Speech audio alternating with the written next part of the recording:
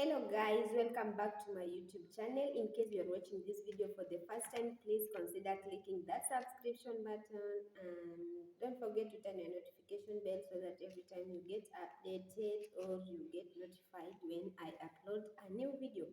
So guys, today I want to talk about World Breastfeeding Week. Of course, you don't know. I know most of you doesn't know what you're supposed to do during this week. But okay, before I tell you what you're supposed to do this week, different countries, different continent, different countries. I mean, different countries and different continents. They have their own ways of celebrating World Breastfeeding Week, or they have their own way of celebrating breastfeeding week. So some countries they organize events where they invite those who are breastfeeding and women within the reproductive age so that they can be taught the benefit, how to promote and support those women, and also some countries also they organize events to give mothers the gifts, and also to just appreciate them and to give them some information concerning about breastfeeding. And of course, this week, World Alliance for Breastfeeding Action was started on 1st August 1st August of, the breastfeeding week. It is usually celebrated 1st August to 7th August. During this week, mothers are supposed to be the what the those who are breastfeeding are supposed to be given information, and those who are within the reproductive age are also supposed to be given information about breastfeeding, the benefits and the benefits and the importance of breastfeeding.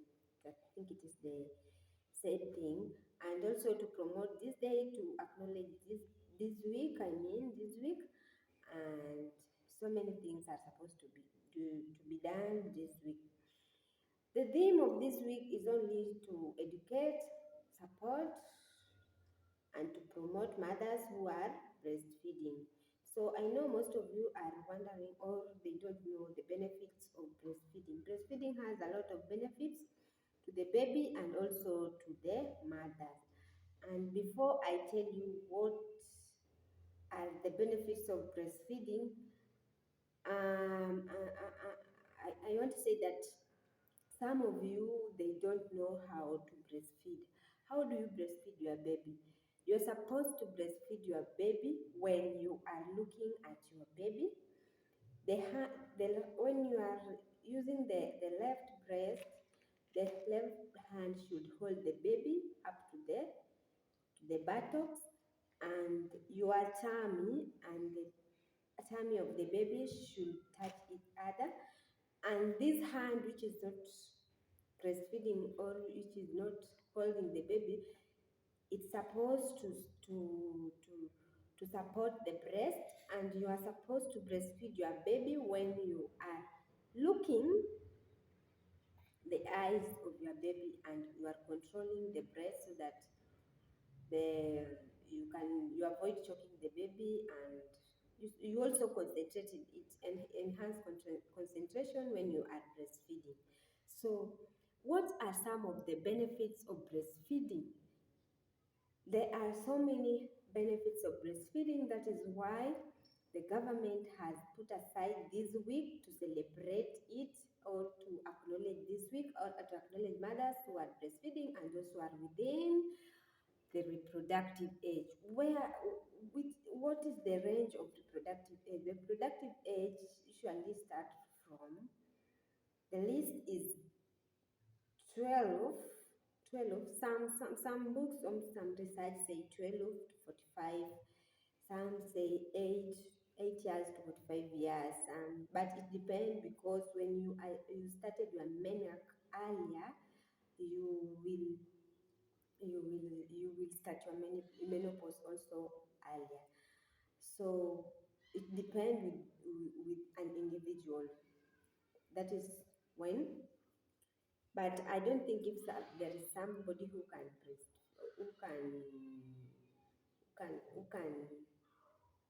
start menopause at 60.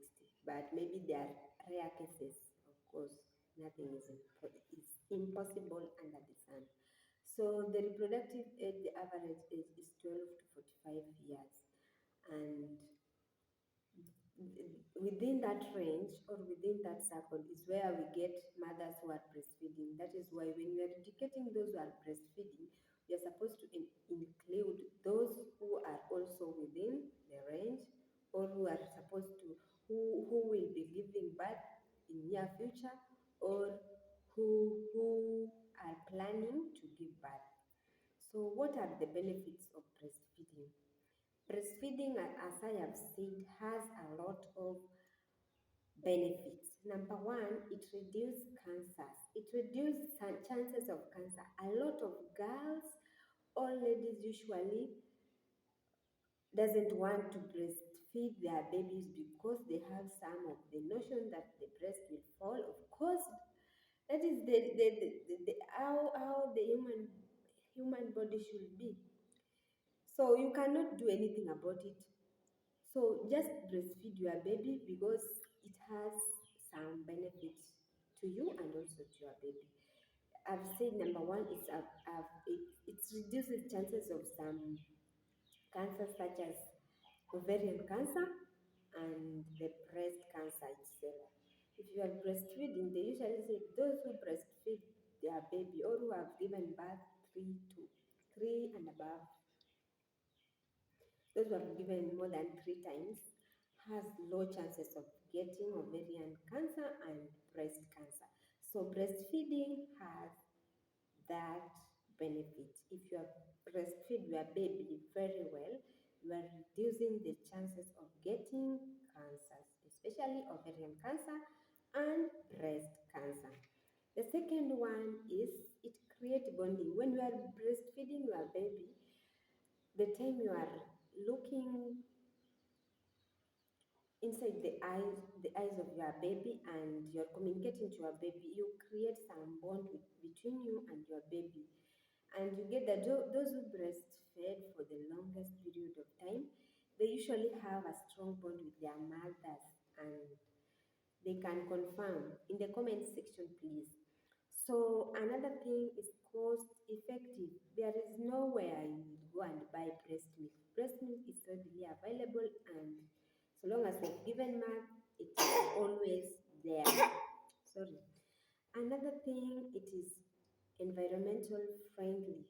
Anytime you can breastfeed your baby without going to warm the milk, even if you those who are those who are doing expressing the milk, there is no need of going to warm the milk, or there is no need of of what um, of